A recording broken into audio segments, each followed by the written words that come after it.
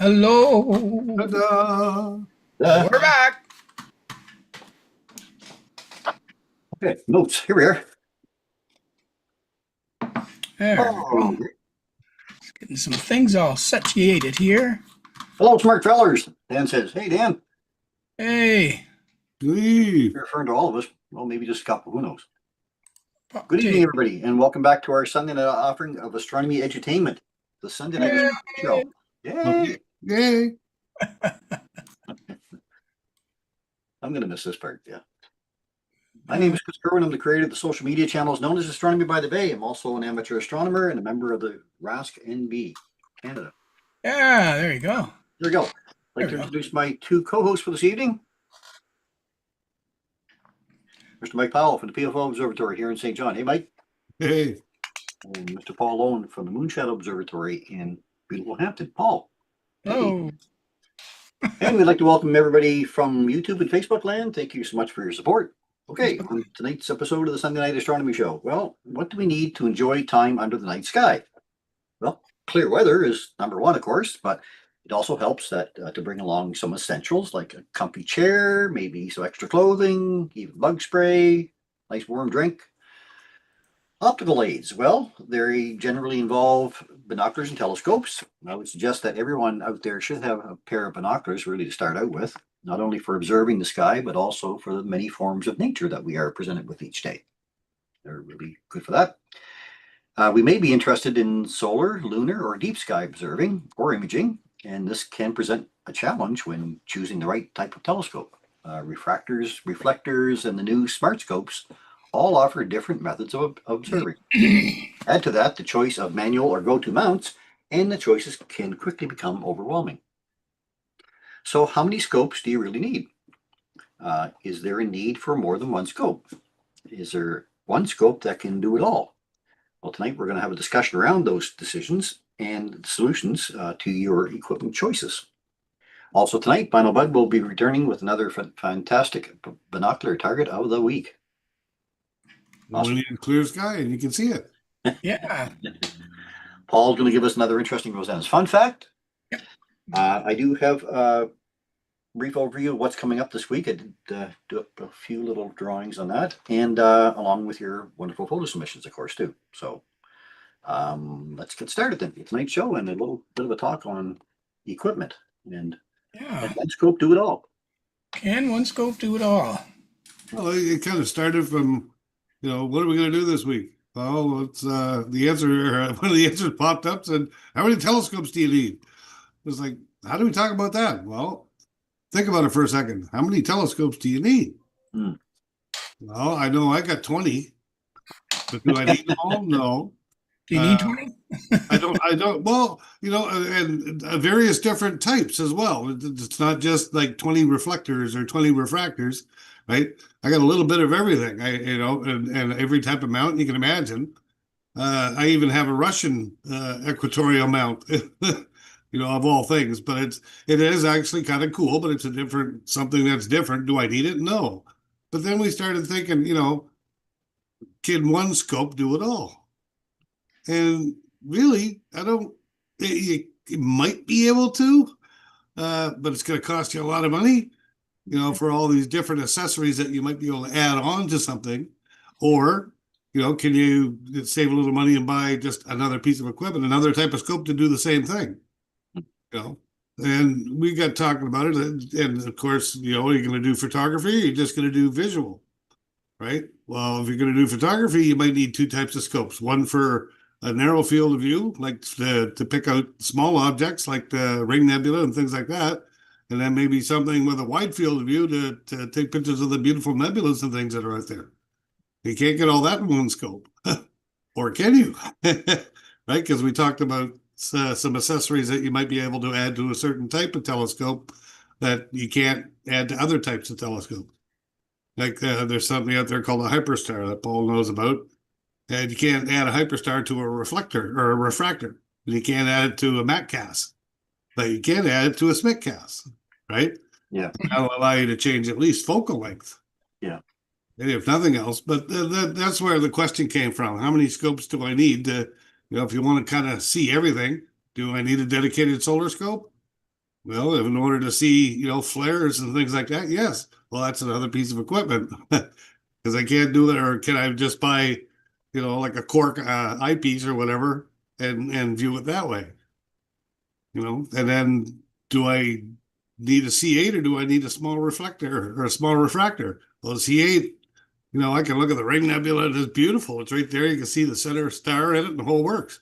In a small, even any refractor that I have, basically it's just a dot. Like, because I only go to about 1,000 millimeter focal length on any of my refractors. So, you can have Barlows and things like that. Is that necessary enough? Or should I get another scope for that? That's kind of the way I thought the discussion was going. Like, what's out there and what's available, or do I just, for the sake of price, get a different type of scope to do the same job? How's that? Now, go ahead, Paul. Well, no. I mean, there's another question to add to it too. Is one telescope enough for what I want to look at? Yeah. So, having said that, then you have to decide how much do you want to view.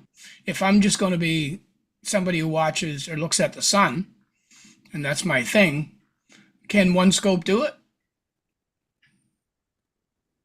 Probably, yeah.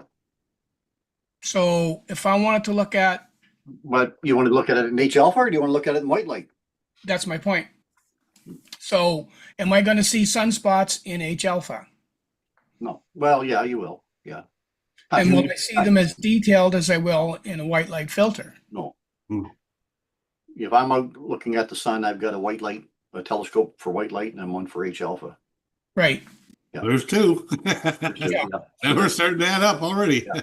But I mean, your H alpha is only for H alpha, nothing else, too, right? You're not going to use it for deep sky or moon That's right. or anything else. So That's right. more practical, maybe, to buy if you're going to buy one of the two, and you wanted to use it for Yeah. solar and lunar and deep sky as well. Well, your one that is not H alpha would be the more practical one, I guess. But Yeah.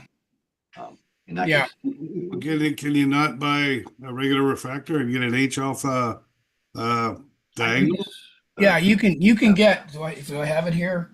Yeah, You just have give me, one, Paul. I'll show you. Like is a cork just a camera, or do they make something that's visual as well? I believe it's just a camera. Cork? No, it's a filter. It is a filter. Okay. I'm going to show you one. So that allows you to take a normal refractor style telescope. Yeah, like that was the whole point behind Daystar to come up with those corks, Right. was so that if you have an existing refractor and you want to use it to get some detail, you can, because typically the most affordable hydrogen alpha telescopes were ones that were in a 60 millimeter, 40 millimeter kind of a range. You start getting into 90 millimeter hydrogen alpha telescopes, you're talking a lot of money. So so Daystar came up with what they call the cork. Now Daystar are a company that specialize in solar filters and solar telescopes, and they come up with this device.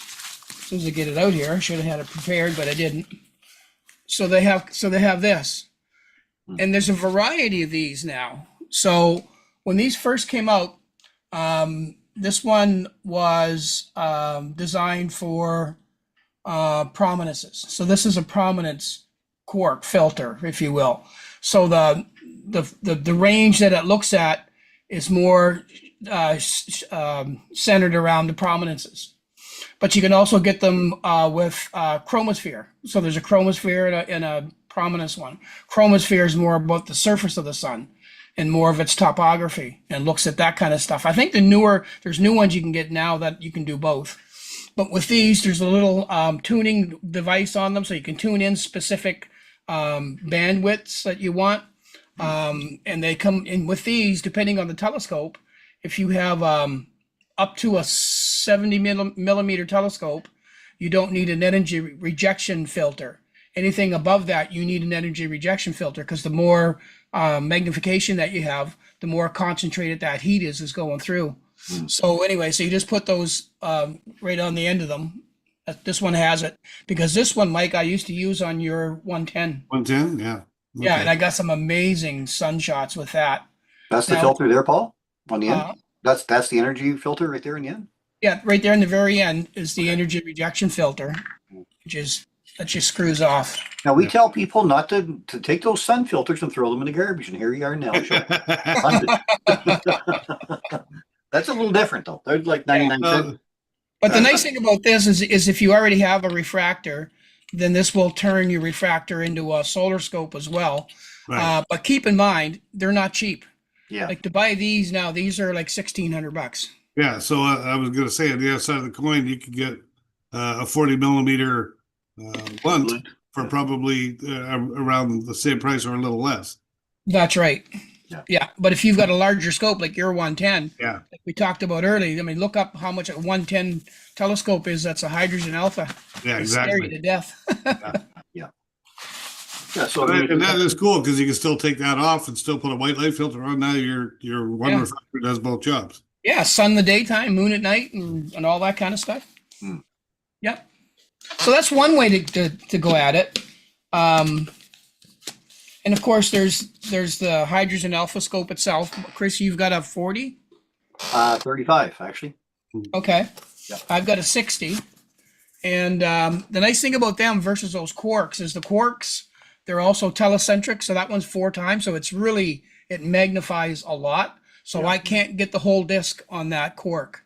Oh, you But can't. with a hydrogen alpha scope, you can get the whole disc. Yeah. And plus you can get different blocking filters, and you've got ones with different size dioptions in them, Yeah. so that they're actually larger, so you can see more of the surface. But with those, man, you can see just because you can tune them, right? Right. So you can tune them toward prominences or tune them Yeah. toward chromosphere. So Yes. so Now, so those are nice. Would you be able to use a reducer in any way to try to get the whole disc in enough, or I don't think so.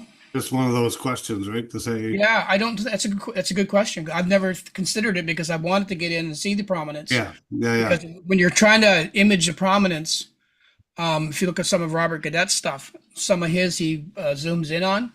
But if you actually starting there, Yeah. the resolution that you can get on a prominence, and that's why those things are expensive.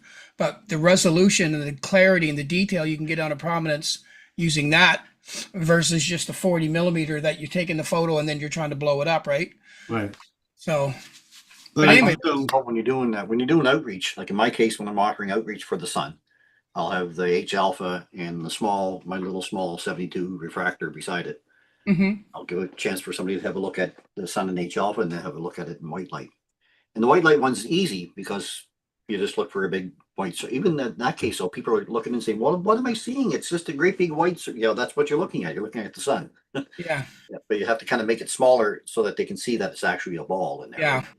But the H alpha one is always difficult for, I'll say 99% of the people. When they first look, they can't find it. Like Yeah, it's the exit pupil is what it is. so tiny. Yeah. So it's very, very difficult. If you had that on a screen now, some way to project it, Yeah. it would be better. But Well, with those quarks, I mean, they're not designed specifically for imaging. That's what I ended up rigging it to do. But Right. you can put different eyepieces in them too and get different views, magnification views, right? right. Yeah. Yeah. But whatever the quark's delivering to you, you can see that it comes out as a native, whatever your cameras or whatever your telescope native focal length is. Right. And then whatever eyepiece you put in lets you get either bigger into it or, that kind of like any eyepiece, right? Well, by the sounds of it, if you're doing it just for yourself, the cork and the scope and a filter would do the thing. You got one scope to do that, but it kind of sounds like it's better if you're doing public outreach to have the 2 scopes side by side. Yeah, So- no, I enjoy yeah, it because yeah, you do. yeah. People look and they see the sunspots. Absolutely. Then when they switch over to the H alpha and they do get that view, it's like wow, what Yeah. is And all you this? don't have to play around with anything. No, yeah, The thing with those quarks is if you want to look at a different angstrom of the band that you're looking at, you have to wait about 5 minutes as it changes. You got to turn it, and Right. then you wait for it to because it changes whatever changes inside to Right. adjust. yeah. Yeah, yeah, Well, that's All I cool. do is I get people to hold their eyeball back, about 6 inches or so, and then they say, okay, look for the red ball, and then Yeah. Yeah, and then work your way that in. red ball in your way. Yeah, yeah, that plus blocking out the sun with a shade of something. yeah. So yeah, I No, mean, The small refractor is great for that type of job, but it's and it's great on the moon and somewhat on planets, and you're going to get a wide field, deep sky. Yeah. Let's say if you guys had a couple of choices. Yeah. Okay, you're okay. Let's go back from 20 down to 2, Mike. And pick out 2 scopes that you would. So okay, you're going to go in for observing for the night. In daytime is going to be a little different. I understand, but yeah, you're planning your observing session and saying, okay, what am I going to take out with me? For myself, you have that option if you have the ability to choose, right? So for myself, I would, because I love the views through my 9 1/4" Smith Cassegrain. That would be one that gives me, I can put a 40 millimeter eyepiece in that. I still get fairly wide field of view, but I love the amount of light that thing gathers in that I can look at. My second one would probably be my 70 millimeter William optic refractor. Yeah. For, looking at, like Jupiter looks amazing in a 9 1/4, but certain things just look sharper and clearer in the 70 millimeter. The double cluster, the Pleiades, maybe, or double cluster. Those would be the 2 scopes that I would say, if I had to cut it down to 2, that's the 2 I would have. Yeah. Okay. How about you, Paul? If I had, say 2 or 3, like what? Like if I could only have one, I'd probably get an 8-inch SCT, because if I wanted to view things with an SCT, you can get reducers, and you can reduce them down, to a reasonable size. So if I needed a wider field, I could put a reducer on it, 0.8 or sometimes even a 0.7 reducer. So that takes your focal length down from 2,000 millimeters to about 1,200 and something. Yeah. So that's quite a reduction. It's almost half. And then you can put a Barlow on them. So you could take them from 2,000, if you put a 2 times on it, right out to 4,000. So now you can really do some observing with planets or features on the moon and that kind of stuff. If I wanted to do deep sky, I would of course use the reducer, which takes me from an f10 ratio, which is what a native Smith Cassegrain telescope is, down to an f7, which is still, reasonable. Or you could add one of these things on, which is a hyperstar. So with this one, what you do on the Smith Cassegrain is you take off the secondary mirror. It just unscrews. It has to be a specific kind. And then you pull the secondary mirror out, and then you just drop this into where the secondary mirror came from, and then you attach your camera to this. So then what it does is the light that would typically come through a Smith Cassegrain. Now, for those who don't know what a Smith Cassegrain is, it's a telescope that has both mirrors and lenses. So what a Smith Cassegrain does first is there's on the very front of it, the big piece of glass that you look at it's a reflector, corrector plate. So the light goes through the corrector plate, and then it goes down and it hits the mirror down in the back. And then when it hits the mirror in the back, it comes back up through a baffle, and it comes back up from the mirror rather to the secondary mirror, which is also connected to that corrector plate. And then it takes that signal and then sends it down the baffle to either your eyepiece or a camera.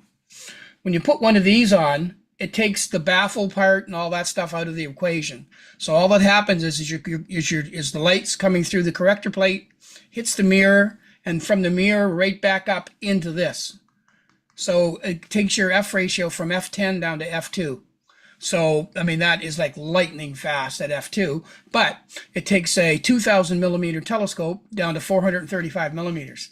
So now you've got your super wide telescope for imaging, but you can't look through a hyperstar. It's purely for imaging. Right. All the other things with reducers and Barlows, you can either use it for observing or for imaging. So if I only had one, that's what I would choose. Now, like Mike says, you got to buy some accessories. So you buy your hyperstar, which I don't know what they go for now. I guess $1,200-1,300, maybe even more. Mm-hmm. Then you buy your reducers for those specific telescopes. They're like $600. a Barlow, a good Barlow, if you're going to go to like a Teleview PowerMate or something, you're upwards of $500.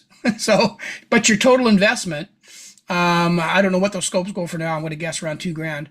So probably 3,500 will give you the ultimate telescope. Yeah. Now, having said that, there's nothing better than a small refractor, something that you can carry with you, really light, easy, set it up on the ground. If you're just going to observe, you don't need any German equatorial anything. Just put it on a nice alt-az mount, and that's all you'll ever need for a nice views through a refractor. So It's hard not to cover both fields. Like it's hard not to cover the wide field and then the zoom in view like you're talking. Let me show up. I'm gonna share that Well, SCD. there's so much out there, and the sizes Oh. one of the spectrum to the other. Yeah. Exactly. Here's that view, Paul, of hang on, no, is it that one? Yeah. And prices have gone up a lot now too with there's an SCT. Yeah, so this is what he was talking about. So Now, the advantage to that is the light's folded 3 times, so it makes it that much shorter. So it's not 4 feet long like a Dobsonian for the same aperture. right. Yeah, exactly. And that was the whole idea behind that, was to make it convenient Yeah. and easy to carry around. Yeah. Okay, so you said an SCT and then a wide field refractor, you And think? a wide field refractor probably would be my two favorite things to have now. And then I don't know if anybody's talked about reflectors yet, but actually you might as well, Chris, because Yeah, that's well, all you use that's for the other most- part. Yeah, I'd probably be looking at. I mean, it's funny because I look at like guys like you, and you started out with a small scope and get into a lot more than that. You have your own observatories, and then where are you going now? You're back to camera. Like, Scopes. Paul, you're in the camera mostly now. Mike, you're in the love wide field. So Yeah. you kind of graduate up to these large telescopes, these enormous machines, and then you go right back to something simple again. Yeah. To me, starting out with that simple one, like that small refractor, like you mentioned, my little Astrotech 72, it gets probably the most use out of all my telescopes. Because I'm offering live views on Facebook or whatever of the moon and in Saturn and that kind of thing, and I'm usually using the small scope for that. But yeah, Dobsonian's probably. I like the Dobsonian because now I'm Paul. going to share, Chris. I'm going to share my screen while you're talking, Chris. Yeah, sure. Yeah, so you were using a go-to scope, Paul, I guess, for you were referring to, and on a go-to mount, and Mike, you would be the same. So, in my case, I would kind of like to look at a Dobsonian. So here's the Smith Cassegrains, yeah. So Let me just get up to Dobsonian for you. So when you go to these telescope sites, by the way, this is David Astro, but all of them, they all have their products they sell usually up here. Just go to telescopes and then it'll give you all the different types. Right. So right now we're talking about Dobsonian, so I'll just click on that. Site can't be reached. Oh, there it goes. It was just a little slow. Yeah. Okay, Chris. yeah, so if I was to purchase one telescope, if I was gonna depend on one telescope, it would be one of these. So one of these ones here. Yeah, like an 8 to 10 inch. I have a 12, but 12 is a lot to handle. So like the 8 inch really is the workhorse of that group. Would you go solid tube or would you go? I'd go solid tube on an 8 inch because an 8 inch is it can come apart and you can take that tube and set it in the back seat of your vehicle, and the stand itself doesn't take up a lot of space. If you start getting up to 10s, 12s, 14s, then you're going to be looking at, well, where do I put this long tube? Because the tube is quite a bit larger. Yeah. I fit it in my vehicle, and a lot of people are driving SUVs and things, they don't have much room in them. So the 8 inch like that is the model that I would look, and because the fact that it gives you the largest aperture for the least amount of money. That's the idea of that design. There are go-to models in this, of course. There are, but I kind of like the manual one. And again, if I was looking at for myself, just to be out myself observing, that one is the one I would like to look at because you can accessorize it, to pieces for your particular use.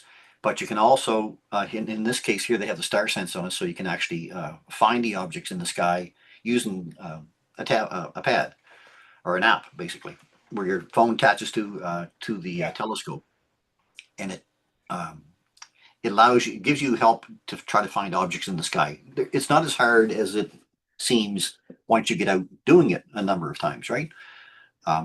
But the thing about a manual telescope and a Dobsonian, in my view, is that it forces you to learn the night sky. It forces you to find where things are. Like, Right. I can find St. John if I can find a map in New Brunswick. I can see. Well, that's the same thing. I'm looking at a chunk of sky, and there you are. So that's all you're doing is he's setting the long tube inside the cradle, and then all it does is just it's horizontal back and forth, or it's up and down vertically. So it's a very Yeah. very simple method of movement. The only thing about these is that when you are looking at an object, you have to continually kind of bump it a little bit to compensate for the rotation of the Earth. So that's a normal feat. So using one of these for outreach, if you have a large crowd of people, it gets a bit difficult because as long as you're zoomed out, you're okay. But if you start to zoom in and you start to look at craters on the moon, for instance, it passes through your field of view very quickly. So every couple of people, you have to stop and adjust the telescope. Um, so in that case, if I was doing outreach for a larger crowd, I'd rather have a tracking telescope. But to me, if I was going to buy just one telescope, I would buy this one. So when you Dobsonian. look at the design of this, Hmm. um, So yeah, so light's coming down through the top, right down to the back, hits the back, it's a concave mirror at the bottom, comes Mhm. back up, hits another mirror at the top there that's at a 45-degree angle and Yeah. shoots it out to the eyepiece. So very simple design wise. Your images are going to be upside down, but what's upside down really in space? Yeah, really. There isn't any upside down. I mean, Australia would say we're upside down right now, right? So, Right. so yeah, Yeah, I don't you don't let that part of it bother you. But as far as learning the night sky in the simplest form, then this is the way that they did it before go-to scopes came around. so this design right here, what's cool about it is it's exactly what Chris is talking about. You still got to operate everything manually, but if you happen to have a cell phone with you and there's service, you can download these apps, and the apps will help you find the targets in the sky. So it makes you just a little easier to find things, especially if you're just getting new. You're new to this. It can be really frustrating trying to find something if you haven't played with the telescope a lot. Yeah. So by having that little angled phone device on there and the app that goes on your phone, boys, oh boys, that makes life a lot easier. But you still have to learn the night sky. Yeah. And like Chris says, you still have to guide the scope and do all those things. So I mean, the largest telescopes out there are Dobsonians, really, the ones for, yeah. you get them at 22, 24, 26 inch. Here, let's have a look at some of them. I call those ones with the phone apps, I call them the dilemma scopes. 'Cause you light it up on your object, you're having a look, and then your phone rings. Now you're in a dilemma. Now you're yeah, so now you're looking at a truss tube Dob. So this one has poles that connect the top and bottom half. And simply there again, it's such a large tube that it's difficult to get something that size inside your vehicle, of course, to move it around. So the poles come apart there, and Right here. you have to collimate it. In other words, line up the two mirrors every time you set it up, but that takes very little time once you've done it a few times. That would have a shroud sitting around the whole screen, the whole set of poles there, so that light trespass doesn't get into your telescope, of course. Cooling fans and all that. Looks like Emil's on. Hey, Emil. Emil's on here, and he built his own Yeah. absolutely gorgeous telescope. It's just Oh yeah. it's an amazing, and you can. I mean, you can build your own if you have the dedication and the patience like he had. His turned out just top notch, like just A1. Yeah, it's amazing. Amazing. I can't wait to get. The nice thing about him just building look his through it own again is this year. he was able to put a lot of his own modifications on it. So Yeah, that's right. Yeah, so you can adapt it to what you want. I mean, so a lot of these larger ones, their height at the eyepiece is quite high, so you have to stand on a ladder, a step ladder, or something every time that you want to look through the eyepiece. So you'll see these large scopes like this in the 30-inch style that they'll have a step ladder beside it. Okay, well, every time you want to change your view to look at something else, you got to get off the step ladder, move the step ladder around, and your telescope around, and get on to the next target. So that makes it a bit of a pain, but I guess if I was to look at one scope, it would be this one. If I was to look at two, it would be one like this, and then a small refractor for wide field, in my opinion. But I also, I mean, these the C-Star telescopes are becoming very popular now too. The C-Star S30s and 50s, which are the smart telescopes, they talk a lot about now. whoops. I don't know if you got bring one up there or not, Paul. Yeah, And I I just mean, this lost. is a lot of beginners are getting into this part of it as well, and even people who are in light polluted skies, like places where pollution is really just go under telescopes. There, Paul might have it. I'm just trying to see what it's under. Oh, just look under telescopes, Oh, it's Might be under telescope? all in one or something. or just type C star at the top there. What are you looking for? There you go. Yeah. There, so There you C go. star is 50. So there we go. So yeah, this is the newest of the newest type So of. this one here is the S50. So this is the one everybody started with. Yeah, and that's around Still 750 current today. So yeah. And Mike, you want to describe it? Well, they are exactly what they say. They're an all-in-one. If you're into astrophotography, it's a simple package. It's light, it's small, it's all self-contained. I mean, you take it out, you literally plug it down, you level it, you open up the app, you let it run through a little routine to make sure it's, like anything else, knows where it is in the sky kind of thing. And then within 15 minutes, you're imaging. Mm. The quality that's coming to these little scopes is amazing, but the portability, I think, is the biggest thing to me. You can take it anywhere with you. You can even take that in a plane. Just kind of carry your 8-inch Smith Cassegrain on a flight to go to Toronto if you want to go to Starfest, but something like that. You can throw it in the backpack and away you go. Look down at the picture below it, Mike or Paul. You got who's Yeah, I'm gonna. I'll do that. Have a look at one that show the size of it. I guess really. Yeah. So first of all, like when you look at the scope, you see that's on the front of it. That's where the objective is. So the telescope part of it's actually in this arm right here that goes up and down, and then the whole body itself twists back and forth. So it's all DAS, The full mount, which can be converted to equatorial. equatorial if you want to, but if it shoots stuff so fast, like you're taking like 10 second, 50-second images, I think you can get all together on this. But in any event, that's kind of how they work. Plunk them on the ground. This thing does what they call a plate solve. It finds out where you are, and then away you go. So some of the images from these little things are pretty impressive. They are impressive. So there's the Orion Nebula with a running man beside it, shot with a C star. Here is probably one of the funnest ones that people do is the Lagoon Nebula. Yeah. Shot with a C star. Now the price of that too is lower than what I paid just for my 294 camera alone. Yeah. Yeah. Right. And That does it all for you. Yeah. So there's an app, like you said, Mike, that you can get with it, and it's a very expansive app. But not only can you use it for nighttime, but you can also use it for daytime. Right. For solar and for lunar. So if you want to use it for, see if that'll come or not. No, I guess it won't show. But yeah, you can use it for daytime stuff as well. Here's the, I guess I can't click on it, but those are the lenses. So they're triplet refractors that are actually in there. They're very small, short focal length. But they're also apochromatic, like their APOs. So here's another one there.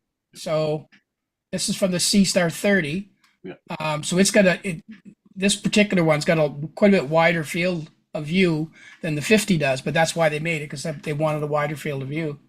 But anyway, they're impressive little scopes. that being said, they are a wide field scope. So if you wanted to look at the Ring Nebula, you barely see it. It'd probably show up just as a dot.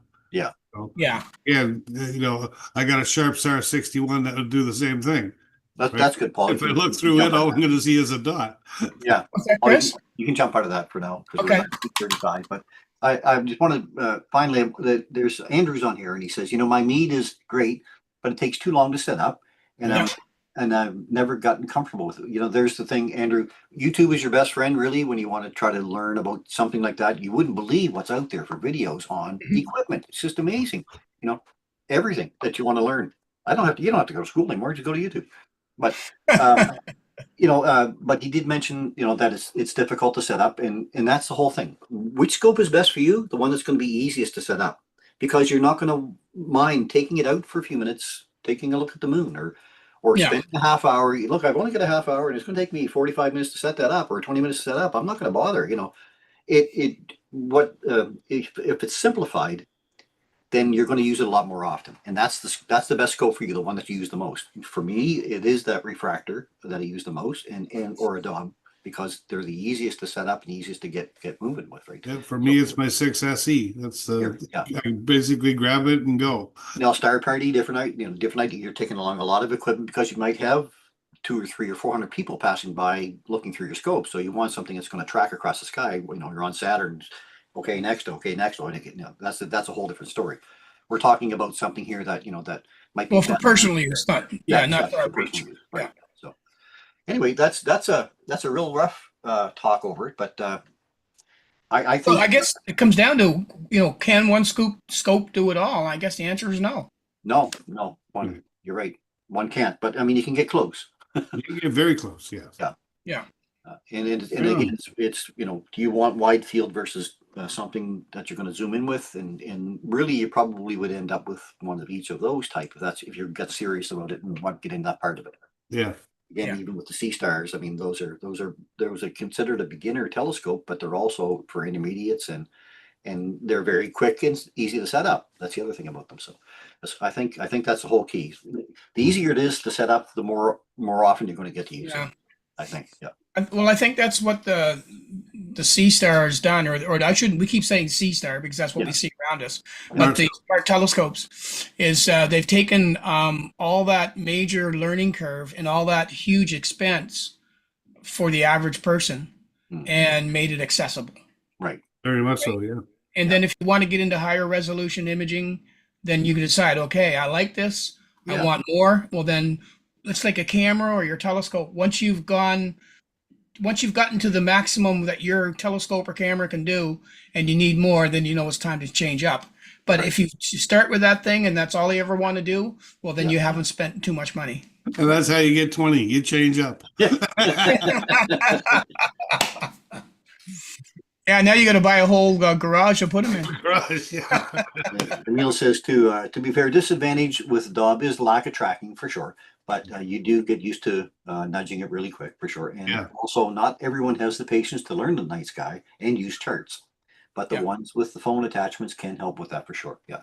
I mean, if you're the more comfortable you are underneath the night sky, the easier you're going to find to taking that device out there and looking around, because you're going to say, well, I'm going to just looking up at the Leo triplet right here, or there's the Orion Nebula right there. You know, those kind of things are going to. And once you're doing it a number of times, it gets familiar. Like, well, you know what? There's nothing that's any nicer than going out with a couple of star charts or a star chart book and just using the naked eye just to find the constellations first. So at least you know what part of the sky that they're in, and then you can start your hunt, right? Yeah, and binoculars. I mean, great start. But now there's some of these scopes that never seem to leave Cygnus. I tried to avoid it as much as I can, but I'm getting into that season. It's a hard one to get away from. We had to stick into it last night. That was our problem last night. I tried to look at Leo and Cygnus are staring at me. So okay, all right, let's move on then. We're going to go on to the Bino Bud next. I know, bud. Wow. That time already? It is. Actually, we're past that time. I have to hit the share button. That's a pretty deep conversation or topic to get into, right? I think it was great. Yeah, that's a good campfire topic. It is. Alrighty. It should be up there. It is. Binocular Target of the Week. This week by Bino Bud is. I like this one. The mini kite. I couldn't find a drum face. All right. The mini kite in Delphinus. There we go. I got it. Asterism purchased below the imaginary line connecting Altair, Deneb, to the summer triangle asterism.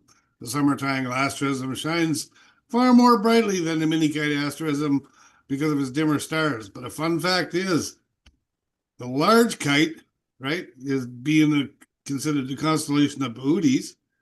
But not to be left out, there's a third kite in the night sky. It's called Kimball's kite in Cassiopeia. So there's at least 3 or 4 different kites in the sky. When it comes to asterisms, you can choose the one you want, but I'm going to show you the one with Delphinus. So how do I find it in the sky? And again, our wonderful evening tonight. Of course, it's better than having 37-degree temperature in Toronto. Man, I'd hate to be up there today. Mm-hmm. If you went outside at 11 o'clock tonight and oriented yourself 90 degrees to the east, look up. The easiest thing to do is find Cygnus. A lot of us know how to find that summer triangle. When you find the summer triangle, just look down a little bit and it'll stand right out. You'll see Delphinus right in your field of view. It's not difficult at all. A little closer look, there's what she looks like. It's also called Jacob's coffin for some reason, but I haven't figured out what the coffin part is yet. What will it look like? Well, it won't be quite this blue. but there's your shape of stars. It looks like a kite. You get the triangle that makes a kite, and then the tail coming down, the long tail. 10 by 50 binoculars, it's going to fill your full field of view. So it's not even worth saying, hey, how many full moons does it equal? It's just going to take your whole field of view in a pair of 10 by 50s. So, and then to move on, are you ready for this one? What should you do if you see a green alien? You wait until he's ripe. Oh, That's binocular target of the week this week by Bonabon. You know, we're going to take a break. I know after next week, but man. that's kind of need to take a break from these because you need some time, Mike, to work on. Listen, if there's a green banana on your counter, do you eat it? No, you wait till it ripens, right? All right. Thanks, Mike. Good target. Great target. Paul. Oh yeah. we're How going do you fun follow that up? Just give me a second here. I got telescopes and stuff all over my counter here now. I'm gonna move stuff. We made you pull stuff out tonight. That's great. I still want to make a Dobsonian out of one of your sets of drums, though. That is too funny. All right, let me just get this one up. There we go. Okay, I think I'm just about ready. All right, and here we go.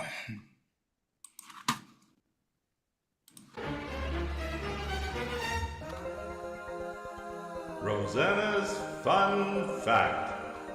Wow. Welcome back, Rosanna, to another absolutely wonderful fun fact. Now, I just got to get the stuff up here to get it ready and going because my pictures are not coming up on my screen. There we go. Okay, so Rosanna writes, hi, Paul. The solstice has arrived. Longer periods of sunshine are here, and people are heading to their cottages and camps to relax. As the summer moves along, one of the items people watch for is the cyanobacteria blooms. The cyanobacteria, also called blue-green algae, can be colors as well, brown, red, and so on. Now let me just get those photos up so you can actually see what we are talking about. All right. Come on now. Oh, it's way on my other screen. Good golly, Miss Molly. Just one sec. There we go. There we go. So that's kind of, everybody's seen that kind of color. Although toxic in several ways, it does make for beautiful photos, which it does. Now, excuse me, the second otherworldly image is a bioluminescent algae bloom in Australia, or in Austria. So, no, Australia. Yeah, there we go. Those are very, very cool. Those are very cool. People underwater get to see that kind of cool stuff. Bacteria as a general category consists of the good, the bad, and the ugly, although sometimes beautiful should be added. Back in May, Chinese scientists reported the discovery of a previously unknown strain inside the Tiangong space station, marking the first time a novel species has been reported from China's orbitable habitat. I'm not touching it. Better you than me. Oh, there's always a sense of humor up there. The strain, officially named Naelia Tiangensis, oh yeah, she even said sorpal. Why these things are never named something like oochie gooey gooey. And anyway, this thing was described in a peer-reviewed paper published in the International Journal and Systematic and Evolutionary Microbiology, understanding the characteristics of microbes during the long-term space missions is essential for safeguarding the health of astronauts and maintaining the functionality of spacecraft. In the study, a gram-positive aerobic spore-forming rod-shaped strain JL1B107T, I'll just show you that craziness, was isolated from the surface of hardware on the China space station. For those of us whose high school biology is definitely a thing of the distant past, gram-positive means a thick cell wall. Here is a lovely diagram of it. So NT, which is what I'm going to call it, is related to the human pathogen Nailia circulans, which is linked to wound infections, and is usually soil dwelling. So from humble beginnings on Earth to the stars. And there's that little NT she was talking about. The presence of mutated bacteria is not that unexpected. However, something similar has been seen on the International Space Station. Back in 2018, 5 strains related to the opportunistic pathogen, Enterobacterial Bungadinus. I think she's knows coming to the end of the year, so she nailed me good. Were discovered, and then last year, 8 more were seen, and they look to be genetically distinct from their earthly counterparts. I'm going to call these ones ooey gooeys, EV1s through 13. It is unclear at this point if NT evolved in space from the N circulans version through space mutations, or if some spores with advantageous genetic changes found themselves in an environment where those mutations could give them an advantage. For example, the new species can break down gelatin using it as a source of both nitrogen and carbon. And that's actually pretty cool. Now, here we go. Some protein mutations, excuse me, also seem to indicate a possible enhancement in the ability to create biofilms, which connect and protect different individual microorganisms. Some also have a better response to oxidative stress and can more easily repair themselves from radiation damage. All of these features could come very handy in space to fight against microgravity and enhance radiation levels. So define these, NT bacteria resides in the good category. My Chinese is extremely limited, but in this image, yellow is good, purple is bad, and green is opportunistic. Studying how bacteria evolve in space is very important for the health of astronauts, cosmonauts, and taikonauts, all of the future. In fact, despite mutations, the space environments we currently might have to clean for human health. That must be good news for anyone applying for the space station janitor position. All this is bacteria did make me wonder who does clean the ISS or the Tiangong space station. Apparently, all astronauts and cosmonauts are expected to have cleaning duties. Cleaning a space station amounts to a full workday for each resident for each week of residence. The space stations have filters that scrub particles from the air, and astronauts also have a vacuum. What did one astronaut say to the other? Hey, where did you leave the vacuum? I left it outside. And that's this week's. Rosanna's Fun Fact. Oh, where did she come up with them? Let's do this summer solstice to bacteria. Isn't that wonderful, eh? Amazing. Oh, man. I mean, yeah, it is a big concern for us in future space missions for sure. Well, when we think about going to space, because we're really pretty ignorant to what really they have to know and learn, we don't think of anything other than floating and having fun with bubbles when we, drop liquids. Yeah. And where do we go to the bathroom? That's about all we think about. But when you're up there, there's so much to consider, like we talked earlier about how our muscles deplete, how our organs change, how everything changes. Yeah. And, just simply by being up in space. Yeah. Even your eyeballs in shape, apparently. Oh my gosh, yeah. So to even consider, and radiation, and then to consider all of these microorganisms and all that stuff that happen even year. Anyway, lots to think about. Lots to think about. Yeah. Awesome. Thank you, Rosanna. Okay, let's go to a few photos quickly and a quick view of what's up this week, and then we're going to sign off, I think. All right. Okay, let's see what we got. Go over there, and then I'm going to bring up my notes over here. And then now I'm going to share some screen.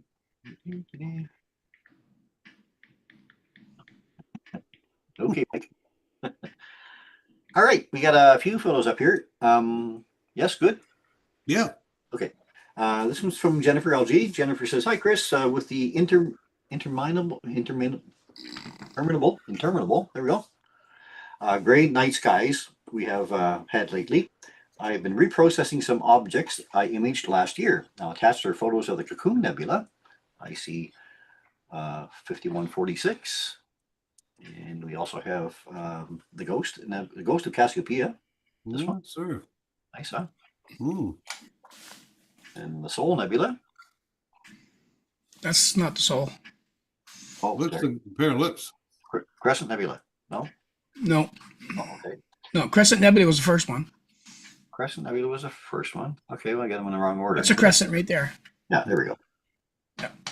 Okay, Crescent Nebula, and that one is the It's the ghost. ghost. Maybe the other one was the Cocoon, maybe? Maybe I just got them in the wrong order. That could, oh, that might be it. I haven't looked at that one. I haven't shot that one before. And That's the soul. there's the Soul. There you Okay. go. Right, there we go. Yeah, just had them in the wrong order as I copied them up. All right, anyway, beautiful captures though. Yeah. Yeah, nice and pinpoint stars there. And she's doing this with her Sea Star? Yeah. She said, I'll take with my C Star S50 and processed in serial 1.4 beta and Beautiful. Photoshop elements. So, If you could zoom in on that for a sec. Mhm. Yeah. Then, what impresses me is the control she's got over her stars. Like they're not overly bright, so they're not all blown out and white. right. And there's actually color. So she actually got really good color control in those stars. Yeah. It's excellent work. Very, very, very good. Nicely done. Thanks, Jennifer. That impresses me. That really does.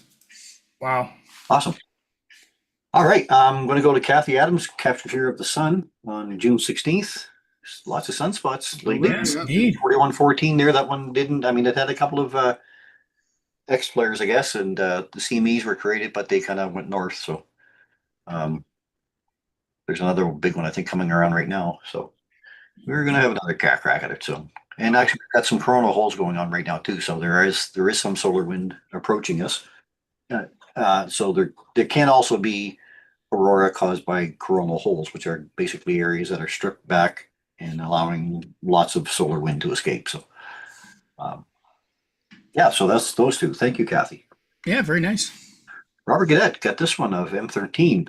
There you go. Here we go. Summary says, where I'm at. This is reprocessed Messier Object 13, the Great Hercules Globular Cluster, and the Small Spiral Galaxy NGC 6207. Have I got that one? I get the M13 anyway. Look at the Take with stars. C-Star using 1 hour and 20 seconds, frames in EQ mode, process in serial and Photoshop. Very nice. Nicely A lot done. of stars. You see You the didn't three blow out blade. the car. Nice shot. Beautiful, beautiful cluster. I love that one. Yeah, Favorite. absolutely. How can you not like that one? Thanks, Robert. And we got this one. That's a lagoon. Lagoon is back. He says, I used the regular dual band filter on the C-Star S50. 18 minutes of acquisition using 20-second frames. EQ mode stacked using C-Star app. Denoised using the C-Star app. And some processing done in Lightroom, mobile edition. And located at Saints Rest Beach. So yeah, he was down the beach with us last night. There you go. Yeah, The beach, pretty good. that's nice, eh?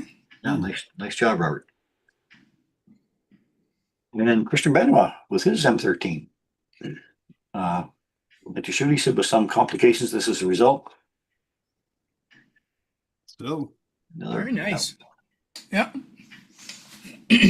great club. Okay. Mr. Powell, go there. the Conanger. Yeah. What did you use to capture that, Mike? Oh, Sharp Star 61, and then all the ASI air software. So everybody out there can see there's a coat hanger shape there. Oh yeah. Pretty easy. Yep. It was It's amazing how much that stands out when you're Where out is that, Paul? Where do you find that, Paul? I don't know. I don't know that part of the sky. I mean, no nebulosity around there, is there? Yeah. I haven't been in my closet in a while, so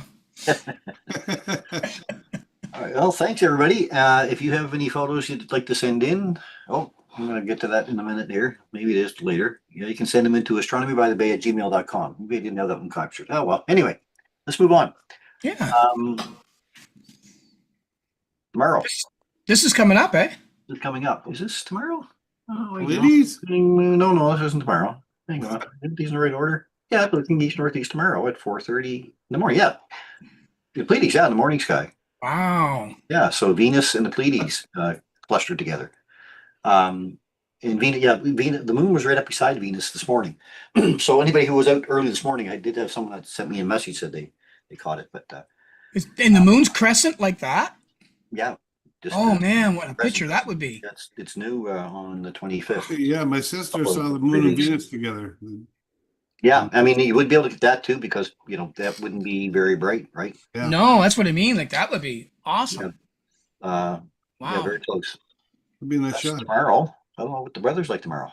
Tomorrow, Rain. Move on here to Wednesday. Here's the new moon challenge. This is a good one. Lisa brought this one up for me. Lisa Fanning.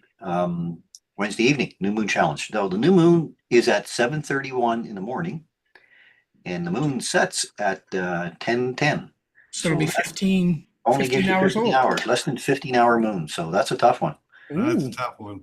Yeah, that'd be a fun one to get, if it's it clear. would be. Sunsets at 9:16, and then the moon sets at 10:10. So you haven't got very much time there. So But that'd be visible probably somewhere's around 9:20, 9:20, 9:20, 9:30 probably. Be real It close is to at the all. horizon. if it is at all. Anyway, it's a good challenge. So Wow, that is a you get challenge. that. Wow. Yeah. Wednesday evening, new moon challenge. Off to Saints Rest. Here we go. That's in the west northwest as well. So Yeah. okay. So also looking west northwest on Thursday at 10 p.m. Here's our waxing crescent moon now forming a little bit better. Mercury's actually up too in our evening sky. And actually, the moon is going to be sitting beside Pollux and Castor, which are the two stars of Gemini, the twins, of course. Hmm. So another nice capture there. If somebody wants to get out and take a look. Here we are on Friday night. We've got the waxing crescent moon with Earthshine. That's going to be near the Beehive plushly. The old Beehive. Oh, beehive. Old Beehive. That'd be a nice shot too. Yeah, they're going to be nice. They're only a degree or so apart too, so Mm. fairly close. So Wow. another nice capture, and you should be able to get that one too because the moon won't overpower. Yeah, yeah. Wow, there's some really cool stuff coming up. Yeah, a couple of days apart there. And we got this is our view looking on Sundays morning, actually at 4:30 in the morning. We've got Saturn in our morning sky still, and it's less than a degree from Neptune. So if you've never seen Neptune through telescope binocular, I think you can get it binoculars, can't you not? That's a binocular view there, is it? That's binocular view there through 10 by 50s, yeah. It's just a dot. You'd just be a dot, yeah. It'd be a little bit But soft. you can see the turquoisey bluish color to it though, right? Yeah, I think so with binoculars. Anyway, they're only a degree apart, even small scope or whatever. You should be able to pick it out. So if you haven't seen Neptune, they're going to take a look. It's a good opportunity to find it anyway, if you're not sure where it is. Moving on from that one, we got Mars and the waxing crescent moon sitting together, only 0.2 of a degree apart, so less than half the width of the full moon. Wow. That's got another nice little thin crescent there. So there's another nice capture. That's going to be looking west on next Sunday night at 10:30 Atlantic time. That seems like a relatively big star below the moon. Wonder what one it is. That's I looked it up. It's one of the stars of Leo. Oh, okay. It's part of Leo. That's nice. Leo, I think it is. Yeah. So it should be a nice view. Go from there. Oh, there. Yeah. So any pictures you have, send them in to astronomybythebay@gmail.com. Send them in for one more weekend at least, because we'll put them up on next week's show. And then we're going to take a break. For those who saw that information but would like more information on it, you can go here. Lisa's Lookup, Astronomy More. Lisa Fanning puts this great chart together for us every month. And it's here, the celestial event, the dates of the event, peak time for that event, and also your seeing tools, naked eye, binoculars, or a telescope. You can find Lisa at Ruby Moonbeams on Instagram, Mastodon, Facebook, Threads, and now on Blue Sky. Thank you, Lisa. And finally, our calendar that Kurt Neeson puts together for us.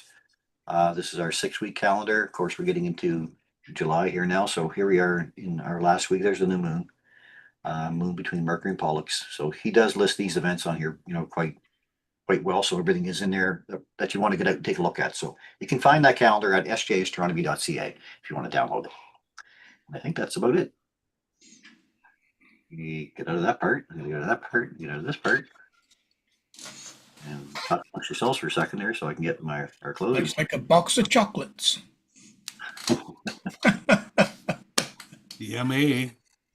You know, with all this going on in the world now, all the craziness and all that stuff. Craziness. What are you talking about? Well, you know, but it's just so it's just interesting to think that you can escape all that just by looking outside of our own world Yeah. and looking at all these celestial bodies that we have at our fingertips, at our eyeballs, any night we want to see it when it's clear. All of that stuff, you can get immersed up there. And I often think, with all of our troubles that we have, and everybody has them, you know, it could be anything, and could be world troubles, personal troubles. But I've often thought, every time I see a spacecraft leaving the Earth and you get to look back at the Earth from that distance way up above, how small your troubles become. And the further you get away from it, the smaller they become, to the point where they don't even matter anymore. So it's just a matter, if we could live our lives with that thought process in it, you know, how much better it might be. You know, because Don't take yourself too seriously, because nobody's getting out alive, you know. Yeah, exactly.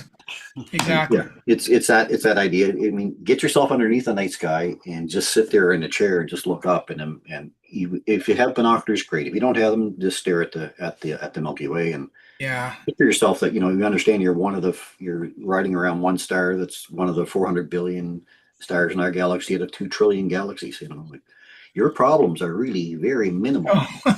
So don't And the take yourself time, too seriously. you know, here we are. When you look at, go to the, you know, we like to walk through cemeteries, and you look at tombstones, and you see, you know, say from whatever the average lifespan now for a man is 84 years. Yeah. So you think about 84 years and here on Earth, and then you think about the time that we talk about when we're talking about space. Yeah, you're just a blip.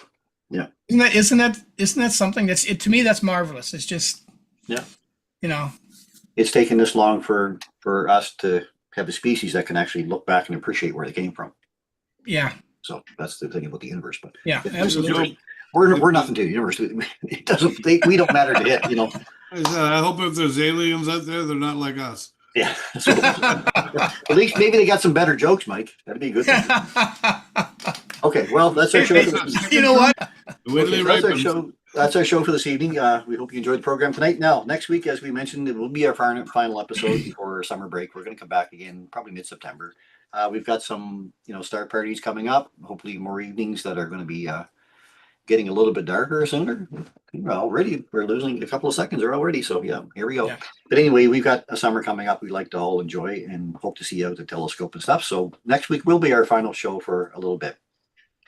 But we will talk a little bit about what events to watch for coming up over the next couple of months, and you know what else you should be considering when you're out underneath the sky. So, all right, special thanks again goes out to Rosanna for another interesting Rosanna's fun fact. Thank you, Rosanna. Great, appreciate it. And special thanks to all of you who share our program with your friends and family. We do appreciate it. Remember too, we do love getting your photos, so send them into astronomybythebay@gmail.com, especially for next week. And we'll be happy to put them up on our broadcast. So until next week, then, wishing you all clear skies. As we like to say, guys, open your eyes to view the skies and keep your scopes pointed up. Good night, everybody. Thanks for joining us. Yeehaw. Yeehaw.